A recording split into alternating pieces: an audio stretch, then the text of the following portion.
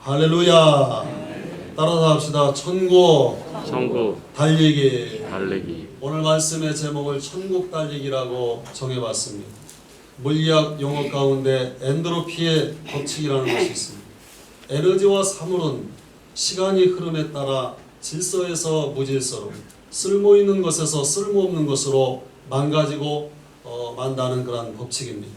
열은 높은 온도에서 낮은 온도로 흐르고, 모든 물질은 사용할 수 있는 형태에서 사용할 수 없는 형태로, 질서가 있는 상태에서 질서가 없는 상태로 변해가며, 되돌이키는 것은 불가능한 것이라는 것이 엔트로피의 법칙입니다. 이 법칙은 가정에도 해당된다며, 물리학 법칙을 가정으로 끌고 온 것이 가정학자들입니다.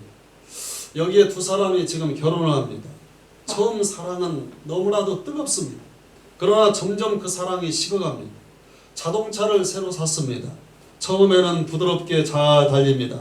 점점 고장이 나기 시작합니다. 질서 있게 잘 돌아가던 기계들이 고물이 되어 무질서하게 된다는 얘기. 사람이 사는 것도 최선의 상태에서 금년 코로나19라는 바이러스로 인해서 모든 삶이 최악으로 변하는 모습을 보면서 사람들은 가슴 아파하고 있습니다. 요즘 노래 중에 보니까 너나 나할 거지 TV를 들어보면 나훈아의 무슨 노래예요? 우리 교인들은 TV를 안 보는구나. 테스라는 그런 노래를 부르길래, 테스라고 하길래, 이 테스는 내가 고등학교 때 봤던 영화 여자 주인공의 아름다운 이름이 테스였던 것 같은데 그게 아닌가? 가만히 보니까 소크라테스를 얘기하는 소크라테스. 그리고 가사를 들어보니까 정말 웃기는 거예요. 응? 소크라테스 형, 세상이 왜 이래?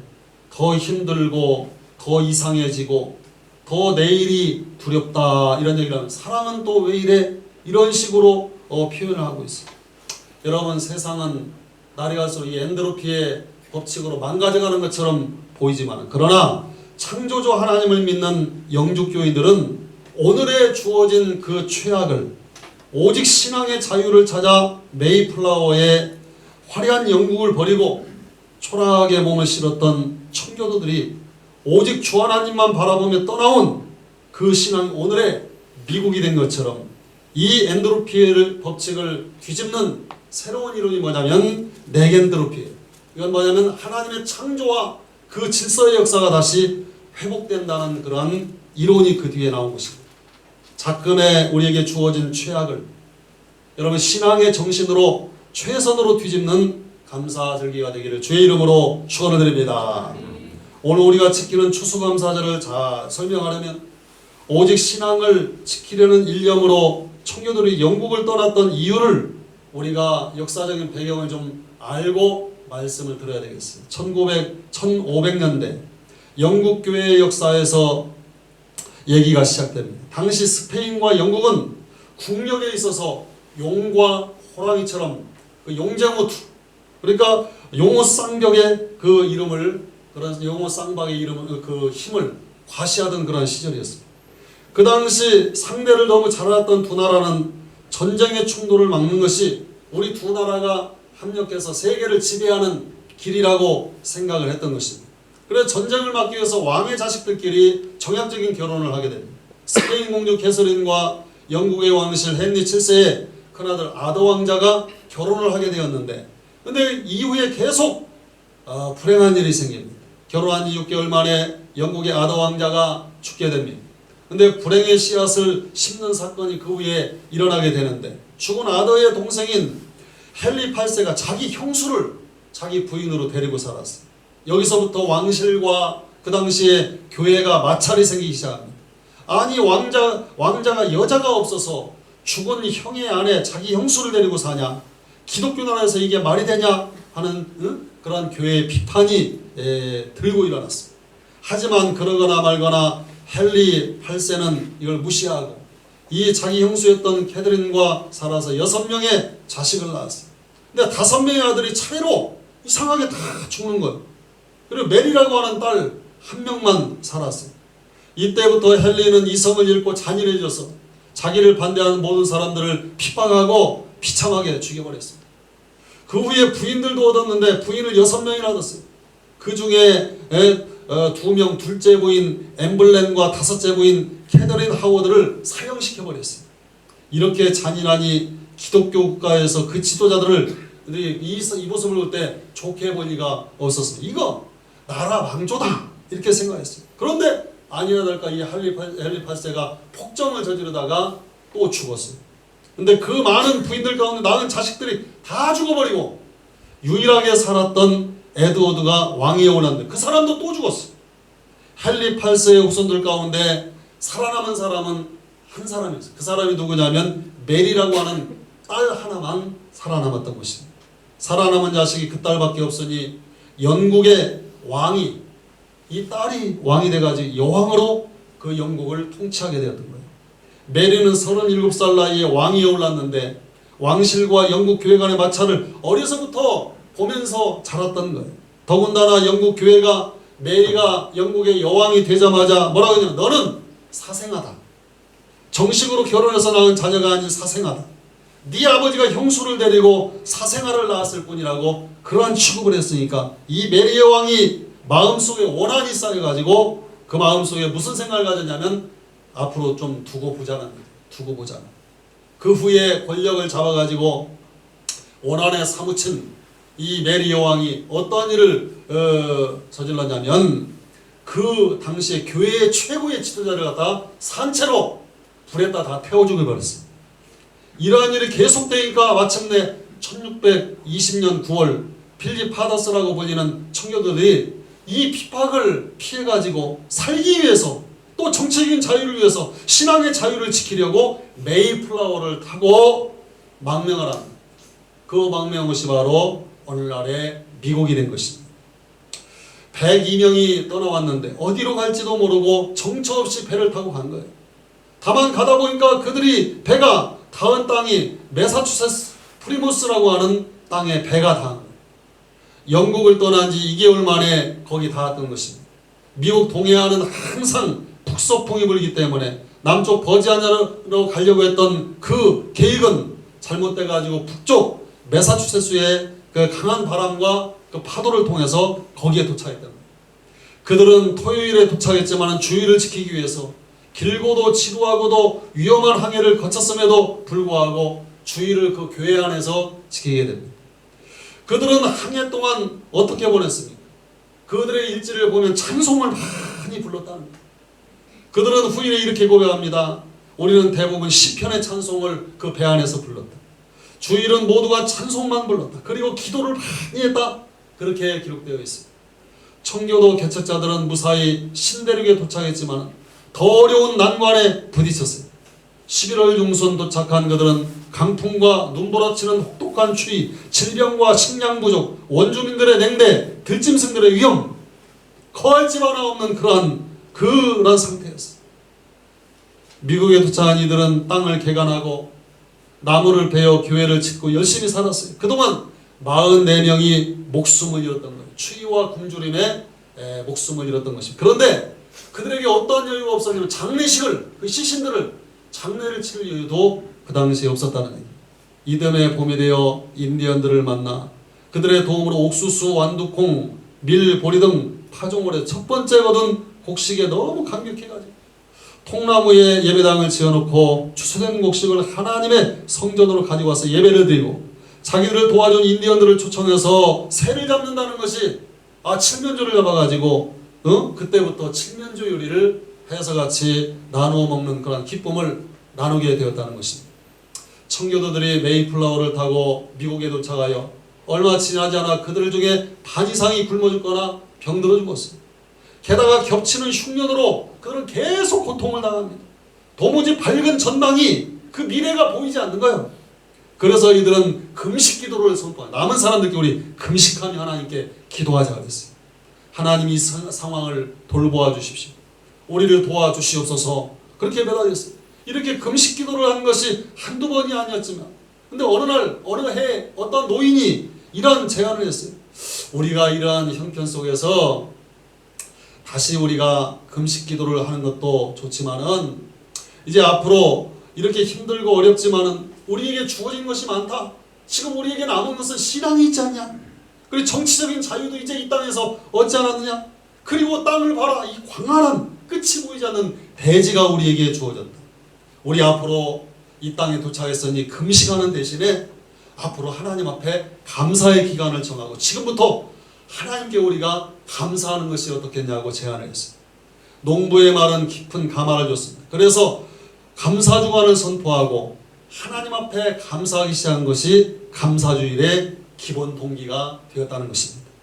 극히 극한 상황 속에 놓여 있을 때 우리는 기도와 금식은 하기 쉽지만은 감사를 드리는 것은 힘들고 어려울 것입니다. 이제 세월이 흘렀어요. 1864년 링컨 대통령이 11월 넷째 목요일을 감사절기로 선포해서 국민에게 선포합니다. 뭐라고 얘기했냐면 하나님을 섬기는 경건한 우리들의 조상들이 우리 후손들에게 물려준 가장 위대한 신앙의 유산을 만대에 계승하기 위해서 이날을 국가 축제일로 전합시다. 이렇게 공표했습니다. 세계적으로 가장 많은 사람들이 참여하는 축제의 절기는 세 가지. 따라서 합시다. 성탄절, 부활절, 추수감사절. 성경은 말합니다. 이 세 절기 속에서 하나님의 음성을 들어야 돼. 내 하나님 여호와를 잃어버리지 않도록 삼갈지어다.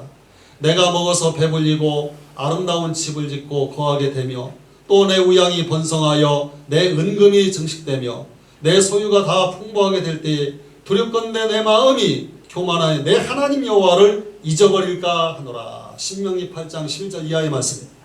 시대가 지금 어렵다고 감사하는 생활을 우리가 잃어버리면 감사일도 앞으로 멀어지게 마련입니다. 오늘 이 예배를 드릴 때 믿음으로 사는 우리에게 갈수록 망가지고 병들고 갈수록 쇠잔하는 엔드로피의 법칙은 이 예배를 통해서 멈추게 하시고 앞으로 하나님께서 하나님의 창조와 새로운 질서를 일으키시는 네겐드로피의 법칙이 신앙 안에서 작용하는 역사가 임하기를 주의 이름으로 축원을 드립니다.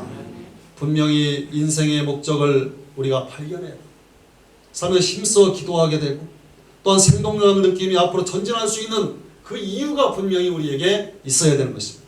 오늘 주의 종이 전하는 말씀을 경청하시고 내가 무엇을 위하여 앞으로 살고 내가 무엇을 얻기를 바라며 내가 후회 없이 앞으로 남은 생애를 살아갈 수 있을까 하는 그런 물음에 스스로 확신을 얻을 수 있는 도화선이 되기를 바라겠습니다. 35년 전 신학대학을 다닐 때 하루는 꿈을 꿨습니다. 어머니가 시장에서 사온 옷들을 보따리를 푸는데 이것을 입어보아도 저것을 입어보아도 그 많은 옷들이 팔은 짧고 몸통이 안 맞고 패션도 멋있지가 않고 내 몸에 한 개도 그 보따리에 풀어놓은 옷들이 하나도 맞지를 않는 거예요. 그리고 집을 나와서 걷고 있는데 그 당시에 우리 담임 목사님이셨던 대전중앙감리교회 김영훈 감독님이 바람처럼 내 곁으로 달려오시는데 내 등을 탁 치면서 하는 말이 자네 왜 지금 이러고 있나? 빨리 달려가서 기차를 타야지 하시는데 그 입은 옷을 보니까 여하튼 분홍색 쓰리칼라를 입고 앞으로 달려가시는데 정말 바람처럼 앞으로 싹 하면서 달려가는데 발바닥만 탁탁탁 보이는 거예요. 조금 있으니까 사모님, 원봉이 사모님이 고운 한복을 입고 걸어가시는데 손수건으로 자꾸 사모님이 눈물을 닦으면서 가시는 거예요.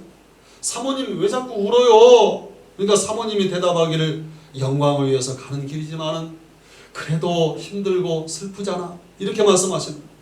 그래 나도 역전으로 목사님처럼 달리려고 하는데 그렇게 달릴 수가 없는 거예요. 나중에 대전역에 도착했는데 사람들이 쭉 줄을 서 있는데 하는 말이 마지막 천국열차를 타기 위해서 이렇게 사람들이 줄을 서 있다는 거예요.